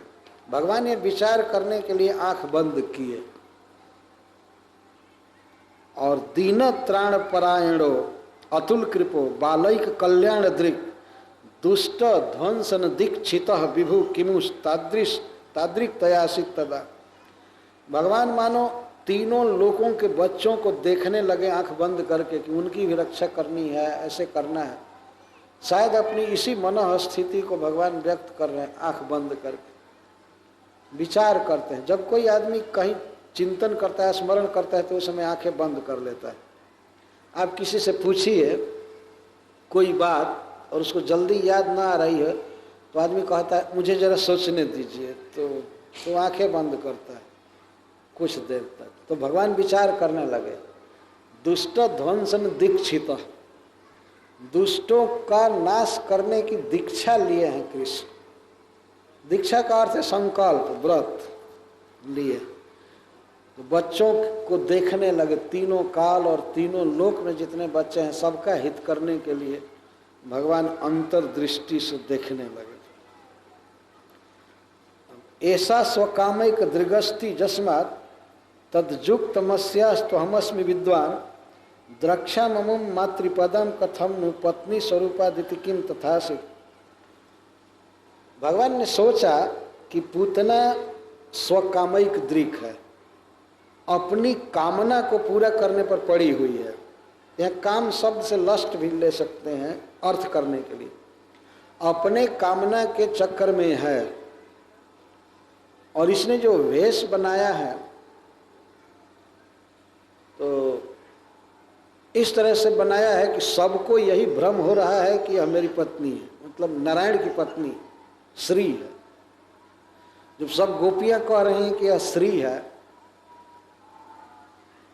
और स्वकामयक दृष्टि है ही, तो भगवान ने सोचा कि ये तो मेरी माँ बनेगी। तो इस और आई है, सब लोग कह रहे हैं कि नारायण की पत्नी है, तो पत्नी स्वरूप से इसको नहीं देखूंगा। जो मेरी माँ बनेगी उसको मैं पत्नी के रूप में कैसे देख सकता हूँ। सब लोग कह ही रहे थे कि ये भगवान की पत्नी है, तो भगवान ने अच्छा सोचा कि नहीं, माँ को माँ के रूप में ही देखूंगा जब बनेगी तब। अब जो माँ बनने वाली है उसको पत्नी के रूप में तो नहीं देखूंगा। आजकल के तो सभी भक्त लोग अपनी पत्नी को माता जी कहते हैं। एक उल्टी चाल चल गई, माता जी हो गई। भगवान ने सोचा, ये ठीक सोचा, शायद इसीलिए आंख बंद कर लिया कि नहीं, इस समय नहीं देखूंगा। जब तक इसके मन में काम है, मुझे मारने की इच्छा है, चाहे जो भी है, तो एक कामिनी है और सब लोग कह ही रहे हैं कि यह भगवान की पत्नी जैसा घूम रही है, तो पत्नी के रूप में नहीं देखूंगा, माँ के रूप में जब बनेगी तब देखूंगा। इसीलिए भगवान ने नेत्र बंद कर लिया। ये अच्छी उद्भावना है। अनायत्या प्राप्ता क्वचिदपि पुरा यो न विहिता। यदि जीवन में कुछ ऐसा काम करना पड़े किसी को, तो बहुत दूषित, बहुत खराब काम करना पड़े, खराब चीज ग्रहण करना पड़ जाए और कभी पहले सोचा नहीं है व्यक्ति, कोई प्लान नहीं, और करना पड़ेगा ही, उसको ग्रहण करना पड़ेगा ही, तो उसको व्यक्ति आंख बंद करके ग्रहण कर लेता है। देखा गया है, जैसे गांव में माता जी लोग चिरायते का काढ़ा पीने को बच्चे को देती हैं, बुखार होता है, सर्दी हो, तो कहती हैं बच्चा आंख बंद करके पी जाओ, आंख बंद करके पी जाओ। आंख बंद कर लोगे तो तीक्ष्ण नहीं लगेगा, तीता नहीं लगेगा। तो बच्चे आंख बंद करते हैं और माँ तब तक पिलाती। तो भगवान ने देखा कि अभी मैं अवतार लिया और मुझे परम पापी हाथ में जाना पड़ेगा, गोद में जाना पड़ेगा, पूतना के हाथ में मुझे जाना पड़ेगा, जो हाथ बच्चों की हत्या किया है, इतना पापी हाथ, और उसका दूध पीना पड़ेगा। हाय रे, तो अब क्या करें, आंख बंद करके अब ये काम करना पड़ेगा भगवान को। शायद इसीलिए उन्होंने आंख बंद कर लिया। जब इतना खराब चीज ग्रहण करना पड़ेगा और इतनी कुत्सित स्त्री के अंक में जाना पड़ेगा मुझे। मैं तो माँ जसोदा के हाथों से ढोया जाता हूँ, रोहिणी जी के हाथों से ढोया जाता हूँ, और ये मुझे ढोएगी। अब क्या करेंगे, आंख बंद करके उसके गोद में जाना चाहते। महा अनिष्ट निवृत्त अप्यलम योग इति प्रभु। योग जो है वो महा अनिष्ट को दूर कर देता है। योग में स्थित होने वाला व्यक्ति महा अनिष्ट से बच जाता है। तो भगवान ने सोचा क्षुद्र दृष्टि निवृत्त्यर्थम तन मिषाद योग भागवत। शायद भगवान इस संकट को टालने के लिए योग में स्थित हो गए। योग से अनर्थों का नाश होता है, तो सोए से भगवान भी योग में हो गए। योग का एक अंग है आंख बंद करना। देखा है आपने, कभी कभी आदमी ऐसे ही आंख बंद कर लेता है। हम लोग पढ़ते हैं ओम नमो भगवते वासुदेवाय, तो सचमुच में मन भगवान पर नहीं जा पाता है, लेकिन फिर भी आंख बंद कर लेते हैं। ओम नमो भगवते वासुदेवाय। यह तो भगवान में मन को केंद्रित करने के लिए नए निमीलन है, परंतु बड़े बड़े कठिनाइयों से, विपद से बचने के लिए योग का आश्रय लिया जाता है। तो भगवान ने देखा कि ये तो बहुत बड़ी बाधा आ रही है, अथवा छोटी बाधा उनके लिए है, फिर भी योग का आश्रय लेकर के नेत्र बंद कर रहे हैं।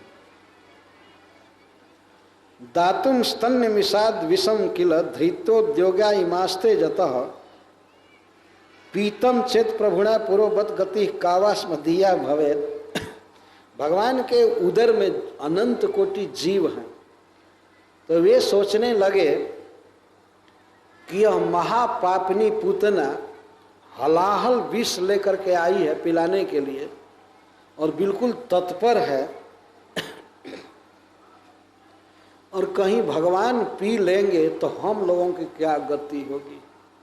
अनंत कोटि जीव सोच रहे हैं, वो पिलाने के लिए आई है, ऐसा ड्रामा कर रही, भगवान कहीं पी लेंगे तो हम लोगों की क्या दशा होगी, हम लोग तो ऐसे ही मर जाएंगे।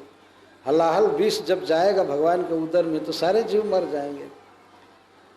तो शायद इत्थम व्याकुलितान निजोदर गतान आलोक्य लोकान प्रभु वक्तुम भात अभय प्रदान वचनम चक्रेक्षि सम्मीलनम। मानो भगवान अपने उदर में रहने वाले सभी लोगों को अभय दान करने के लिए आंख बंद करके कह रहे हैं, नहीं नहीं चिंता मत कीजिए, मैं इसको मार दूंगा, किसी का कुछ नहीं बिगड़ेगा। या स्त्री बहिर्मृदुपदा निजमातृभावम लोके प्रदर्श विश्वद हृदय नृशंसा। जो स्त्री बाहर से बहुत कोमल व्यवहार करे, अपना मातृभाव प्रदर्शित करे किसी के प्रति कि मैं तुम्हारी माँ हूँ, तुम्हारी बहुत सेवा करना चाहती हूँ, दूध पिलाना चाहती हूँ। मान लीजिए कोई बाहर से इतना मृदु है और भीतर से विष जैसा उसका कठोर हृदय है, अथवा विषवद हृदय, विष से युक्त जिसका हृदय है, ऐसी पापनी का मुख नहीं देखना चाहिए। शायद भगवान यह सोच करके पूतना का मुख नहीं देखना चाहते थे, अतः वे नेत्र निमीलन किए, नेत्र बंद कर लिए।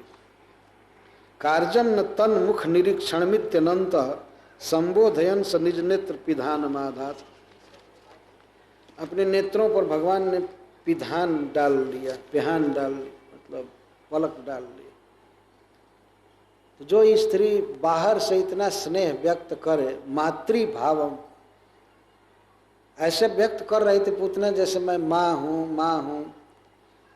और जब आई नंदालय में तो बच्चा तो आंख बंद किया था, वो देख करके कहती अरे कितना अच्छा बच्चा है, कितना अच्छा बच्चा है, कितना अच्छा बच्चा। इसको देख करके मेरे स्तनों में दूध बह रहा है, मैं पिलाना चाहती हूँ। ये तो लगता है मेरा जन्मा हुआ बच्चा है, मेरा जन्मा हुआ बच्चा है, मैं दूध पिलाऊं तो कौन रोके उसको। रोहिणी और जशोदा तो देखती कि देखती रह गई। चक्रवर्ती पाजी कहते हैं कि उनको भ्रम होने लगा कि हम माँ हैं कि ये असली माँ, उनको भ्रम होने लगा। इतना मातृभाव दिखा रही थी और भीतर से इतना कठोर थी, तो ऐसी पापनी का मुख नहीं देखना चाहिए। यही सोचकर भगवान ने अपने नेत्रों को बंद कर लिया।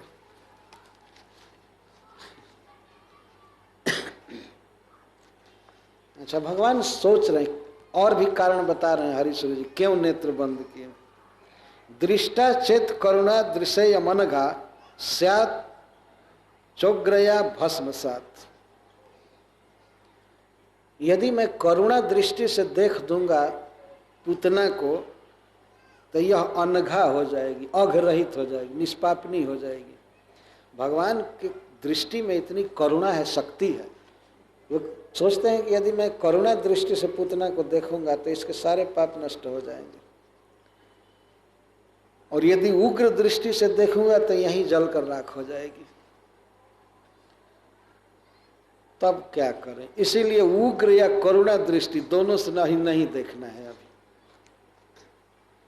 एवं चेद अवशिष्यते उभय था तद वासना संस्कृति एतस्या हृदय तथा च भविता जन्मांतराप्ति पुनः सामा भूत यदि दीर्घ दृष्टि रकरोत ईश स्वदृंग मीलनम। भगवान ने सोचा कि करुणा दृष्टि से देखूंगा तो इसके पाप सब खत्म हो जाएंगे, उग्र दृष्टि से देखूंगा तो भस्म हो जाएगी।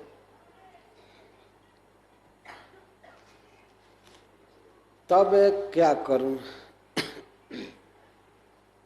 एवं चेद अवशिष्यते तद्भय था, और यदि बिल्कुल न देखूं तो इसके जो पाप हैं, वासनाएं हैं, उसका जो संस्कार है वो रह जाएगा।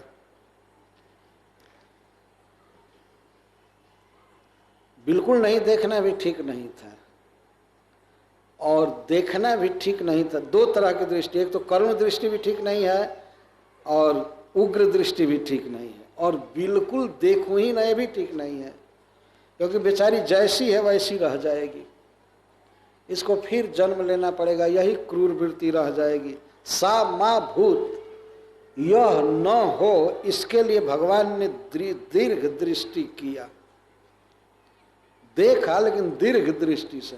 अंतः दृष्टि को दीर्घ दृष्टि कहा जाता है। क्षुद्र दृष्टि से भगवान ने नहीं देखा, दीर्घ दृष्टि से देखा, और इसी के लिए उन्होंने स्वदृंग निमीलनम किया।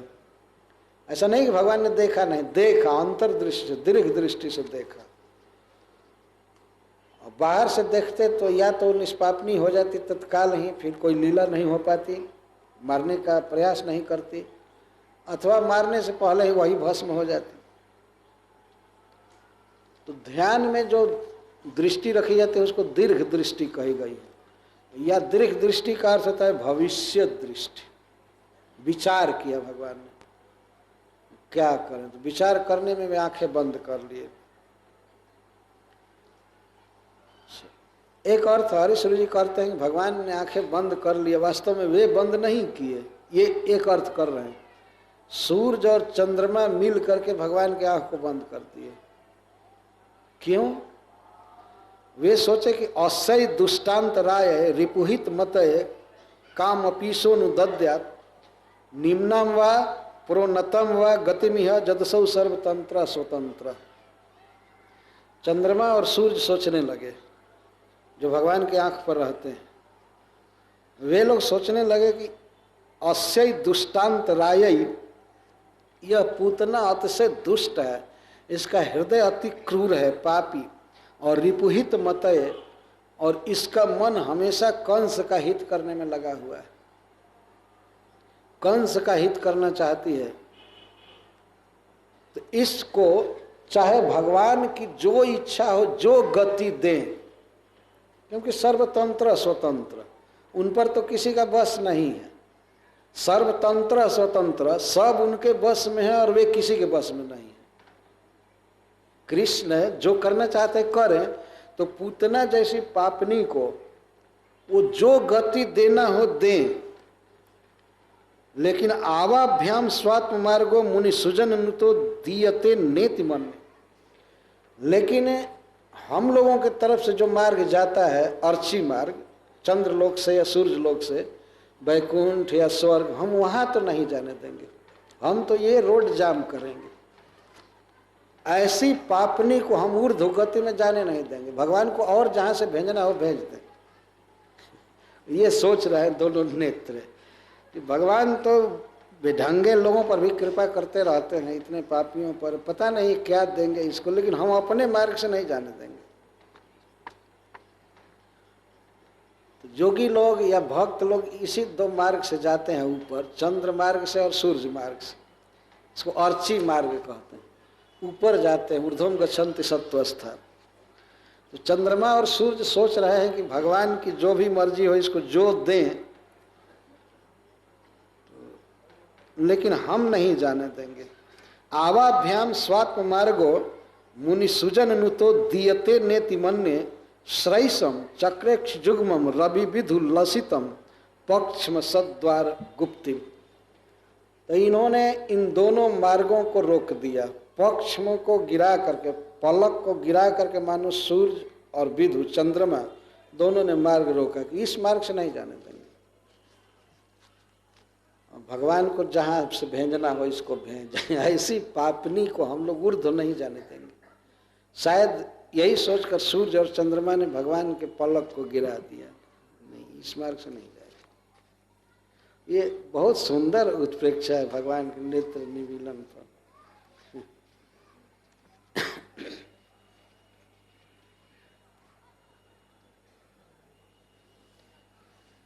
अच्छा, यो हिंस्र बुद्धि जन वर्धित मुख्य शोभ स्वीयोप्यसौ सुकृतिना न निरीक्षणीय तत्पुतनाक्षि जुग वीक्षण वर्जनार्थम युक्तम तदक्ष जुगमय समभूत तदैवम। जो व्यक्ति बहुत हिंसक होता है, दुष्ट होता है, भले ही वह आत्मीय हो, लेकिन उसे नहीं देखना चाहिए, उसकी उपेक्षा करनी चाहिए, तिरस्कार करना चाहिए। तो पूतना के जो दोनों नेत्र हैं वे भगवान के दोनों नेत्र के सजातीय हैं। चाहे किसी भी व्यक्ति के नेत्र भगवान के नेत्र के सजातीय हैं। और ऐसी हिंस्र बुद्धि है पूतना की, और पूतना की शोभा को ये बढ़ा रहे थे नेत्र। जो इतना खराब आदमी वो है तो उसके शोभा को नहीं बढ़ाना चाहिए, और वो भी मुख्य शोभा को बढ़ा रहे थे। मुख्य शोभा का अर्थ है मुख की शोभा या श्रेष्ठ शोभा। अपनी जाति का हो करके भी, तो भगवान की आंखों, आंख एक जाति है।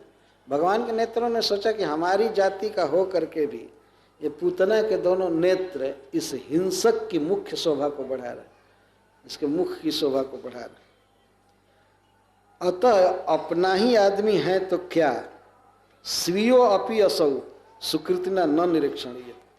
अपनी जाति के हैं तो क्या, इनको हम नहीं देखना चाहते हैं। तत्पूतनाक्षी वीक्षण वर्जनार्थम युक्तम तदक्ष जुगमय समभूत तदैव। तो पूतना के जुगल आँखों को न देखें हम, इसके लिए भगवान के दोनों नेत्र बंद हो गए। हम उसके आँख को नहीं देखना चाहते। आत्मीय है तो क्या, कोई भगवान की आंखों से कहे कि अरे भाई तुम आंख हो, वो आंख है, आंख से आंख को देख लो, नहीं। अपना ही आदमी है, इतना पापी व्यक्ति का साथ दे रहा है, तो उसका दर्शन नहीं करना चाहिए। इसलिए भगवान के नेत्रों ने पूतना के नेत्रों का दर्शन करना उचित नहीं समझा, बंद कर दिया। अच्छा, अब निमि महाराज ने भगवान के आंख को बंद किया, क्योंकि सबके आंखों पर निमि महाराज रहते हैं, तो भगवान की आंखों पर भी हैं ही। जो भी ये मनुष्य लीला से बात कही जा रही है। चराचरात्मा जदयम तत्वंतर दृशा भृशम पश्यत दुर्मनस्का। निमि महाराज ने बहुत विद्वत्ता पूर्वक सोचा कि यह पूतना भीतर से महाक्रूर है, पापनी है, और बाहर से बिल्कुल सद्वेश में है, वैष्णवी है, विष्णु की पत्नी के रूप में ही दिख रही है, श्री है, ये गोपी के रूप में। तो निमि महाराज ने सोचा कि भगवान भी इसको अंतर्दृष्टि से देखे, भीतर का देखे, बाहर नहीं देखने दूंगा। शायद बाहर देखेंगे तो भगवान भी भ्रम में पड़ जाएंगे कि यह बहुत सज्जन। निमि महाराज ने सोचा चराचरात्मा जदयम तत्वंत, भगवान चर और अचर, चलने वाले नहीं चलने वाले, सभी जीवों के अंतर्जामी है, आत्मा है। तो अंतर्दृष्टि से जितना देखना हो पूतना को देखे, वो ठीक है। और अंतर्दृष्टि से देखेंगे तो उसकी क्रूरता को, उसके पाप को देख लेंगे, तब सावधान हो जाएंगे। तो निमि महाराज ने सोचा कि भीतर से जितना देखना हो देखे, अंतर्दृष्टि से। बहिर्दृशा न निरीक्षणेति कृतम तया तन्निमिनाक्षिजुग्म, कृतम तथा तन्निमिनाक्षिजुग्म। निमि महाराज ने सोचा कि भगवान को भीतर से देखना है, देखें, भीतर से इसके भीतर को देखें, और भीतर को देखेंगे तो इसको नरक में पटकेंगे। इसलिए भीतर से देखें इसके भीतर को, बाहर से नहीं देखने दूंगा, नहीं तो भगवान को भी भ्रम हो जाएगा कि ये बहुत अच्छी औरत है, बहुत अच्छा है, तो इसको सदगति देंगे। शायद यही सोच कर निमि महाराज ने भगवान के पलक को गिरा दिया। नहीं, बाहर से नहीं देखना है, बाहर से ये तो बहुत अच्छा बन रही है, भीतर से देखिए तब पता चलेगा कि क्या है। दुर्मनस्का।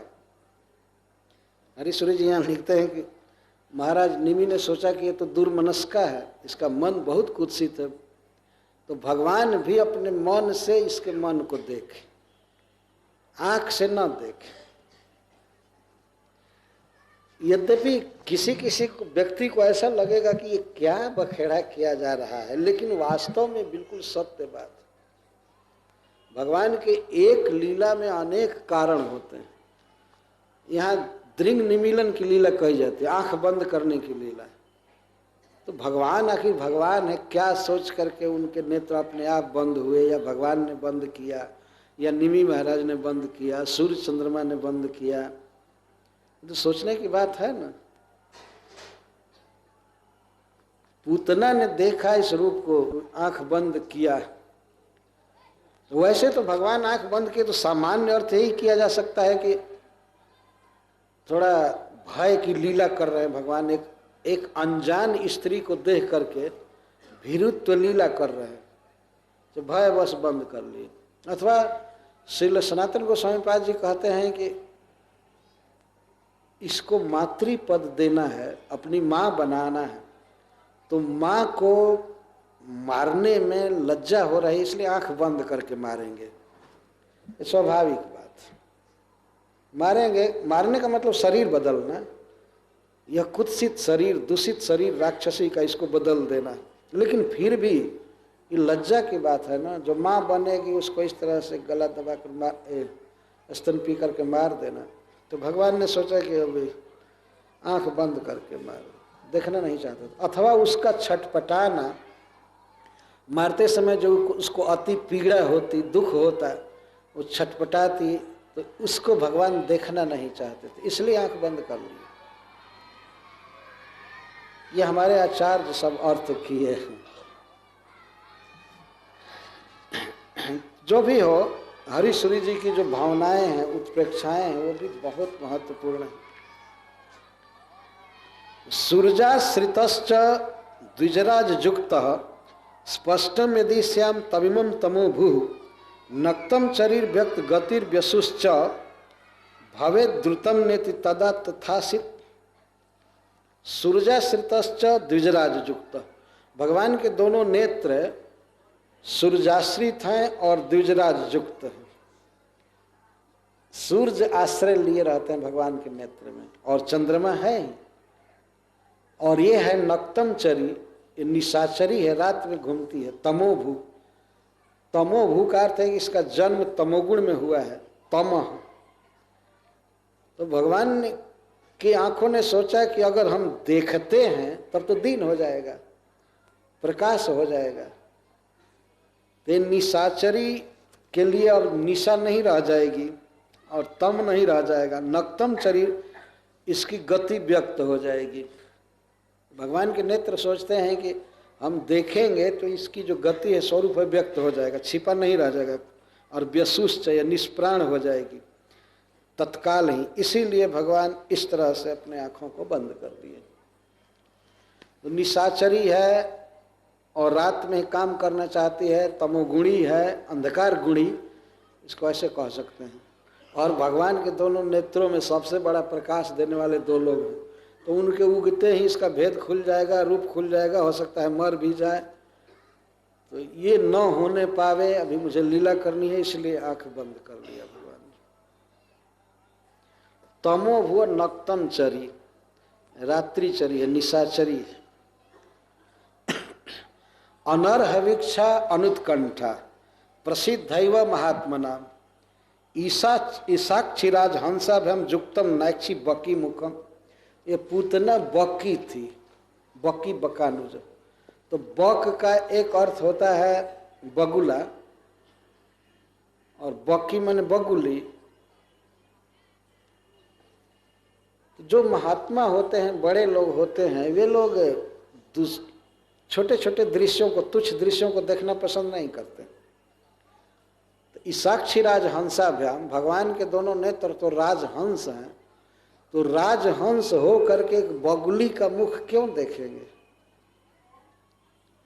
भगवान के नेत्र राजहंस हैं, तो राजहंस राजहंस को देखेगा ना, तो बकी का मुख कैसे वो देख सकता है? शायद यही सोच करके भगवान के दोनों नेत्र अपने आप बंद हो गए कि इस बकी का मुख नहीं देखना चाहते। हम लोग राजहंस हैं। राजहंस हंस की एक जाति होती है, बहुत सुंदर। तो कोई राजहंस राजहंस को देखेगा या हंसनी को देखेगा, बकी को देखेगा? तो अनर्हवीक्षा अनुत्कंठा, अयोग्य व्यक्ति को देखने की अनुत्कंठा महात्माओं में प्रसिद्ध है।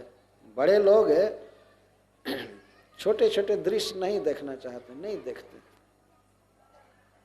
ये प्रसिद्ध बात। तो भगवान के नेत्र इस तरह की कुत्सित स्त्री का मुख नहीं देखना चाहते थे, बकी को नहीं देखना चाहते थे, क्योंकि राजहंस। इस तरह से अनेक कारण प्रस्तुत किए गए हैं, और भी कारण हैं। तो भगवान ने नेत्र बंद कर लिया, चाहे जो कुछ भी कारण हो, हजारों कारण हो, लेकिन सबसे महत्वपूर्ण बात है कि नेत्र बंद किए हुए कृष्ण को देखना। भगवान सज्जा पर सोए हैं, जगे हैं पूरा, लेकिन आंख जानबूझ करके बंद किए। ऐसा नहीं कि नींद आ गई है। जगा हुआ आदमी आंख बंद करता है तो पता चल जाता है कि जगा हुआ है।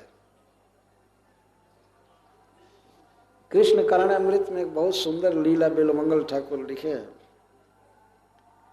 एक बार भगवान श्री कृष्ण शयन का अनुकरण कर रहे थे।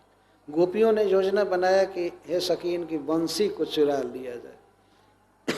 ये बहुत उत्पात मचाती है। तो भगवान इस बात को जान गए और सोचते थे कि ठीक है चोरी कर लें, तो शयन का अनुकरण किए। क्योंकि गोपियों ने कहा कि जब ये सोएंगे कदम वृक्ष के नीचे दिन में, तो उसी समय हम लोग इनके कुक्षी से बंसी चुरा लें। भगवान सोए, गोपियां आती हैं इधर उधर से, धीरे धीरे देखती हैं श्याम सुंदर सो गए। तो विविध प्रकार की बात करती हैं श्याम सुंदर के विषय में, बहुत बहुत बातें करती हैं। तो श्री कृष्ण तो जगे हैं, अतः उनके गाल पर, होठों पर स्मित आ रहा था धीरे धीरे। गोपियों की बात सुन करके भगवान की हंसी रुक नहीं रही थी, लेकिन उसको दबा रहे थे। बिल्वमंगल ठाकुर कहते हैं कि जो गोपियों की बात सुन करके हंसी को दबा रहे हैं, फिर भी स्मित उभर रहा है, वह स्मित हमारे जीवन का सबसे बड़ा आनंद बन जाए, उसे मैं सदा देखता रहूं, यह अभिलाषा करते हैं। जयंती स्मितानी, ऐसा आपके स्मित की जय हो, मुस्कान की जय। तो श्री कृष्ण इस समय आंख बंद किए हैं, बाल्य लीला कर रहे हैं, तो उनके आंखों को देखने से पता चल रहा है कि जानबूझ करके बंद किए। ऐसा नहीं कि नींद आ गई है उनको, तो जानबूझ करके बंद किए हैं, तो इसमें बहुत बड़ा कारण होगा, कई कारण होगा, हजारों कारण हो सकता है, यह स्वाभाविक है। तो भक्त लोग इस प्रकार भगवान के नेत्र निमीलन लीला का चिंतन करते हैं, वर्णन करते हैं और अपनी भावना के अनुसार उसमें कारण की उद्भावना करते हैं। तो इस तरह से भगवान की लीला का श्रवण करना चाहिए, चिंतन करना चाहिए, यही जीवन का लक्ष्य है। हरे कृष्ण, जय श्री प्रभु। Hare Krishna, Krishna Krishna, Hare Hare, Hare Rama, Rama Rama, Hare Hare. Hare Krishna, Krishna Krishna, Hare Hare, Hare Rama, Rama Hare Hare. Hare Krishna, Krishna Krishna,